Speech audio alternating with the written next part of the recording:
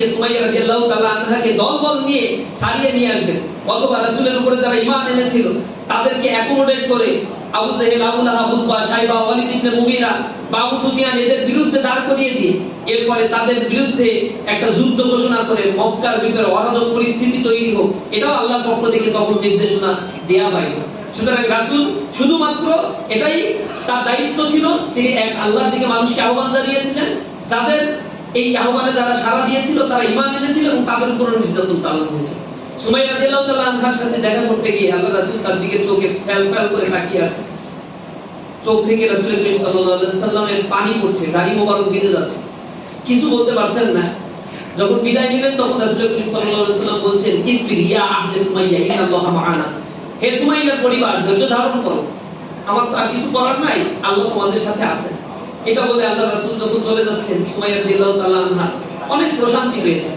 এরপরে কাফেররা এসে যখন বলছে যে তোদের এখানে মুহাম্মদ সাল্লাল্লাহু আলাইহি সাল্লামকে বেঁধে রেখে তোদেরকে যদি ছেড়ে দেই তাহলে কেমন লাগবে, তখন সুমাইয়া রাদিয়াল্লাহু তাআলা আনহা তার শরীরের সকল শক্তি একত্রিত করে মুখের মধ্যে থুতু জড়ো করে ওই নিকৃষ্ট পাপাচারীর মুখের উপরে সে নিক্ষেপ করলো।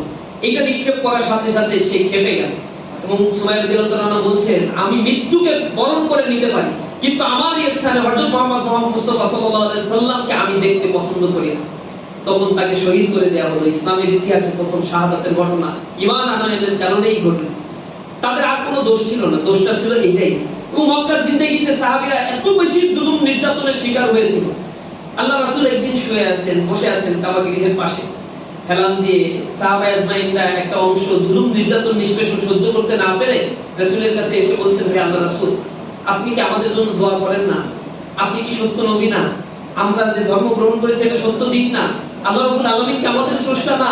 তাহলে কেন আমাদের উপরে সাহায্য আসে না? আমাদের উপরে এত নির্যাতন করা হয় কেন? তখন রাসূল করিম সাল্লাল্লাহু আলাইহি সাল্লাম তার চেহারাটা বিবর্ণ আকৃতি ধারণ করলো। রাসূল করিম সাল্লাল্লাহু আলাইহি সাল্লাম বললেন, তোমাদের উপরে তেমন নির্যাতন আসে নাই যেমন নির্যাতন পূর্ববর্তীদের উপরে এসেছিল। মাসরাতুহুমুল বাসা ওয়াদ দাররা ওয়া যুলসিলু হাত্তা ইয়াকুলা রাসূল ওয়াল্লাযীনা মা'আহু মাতা নাসরুল্লাহ আলা ইন্না নাসরুল্লাহি করিব। তাদের তো জুলুমের উপর জুলুম করা হয়েছে। মাসরাতুহুমুল বাসা ওয়াদ দাররা, জুলুমের উপর জুলুম তাদের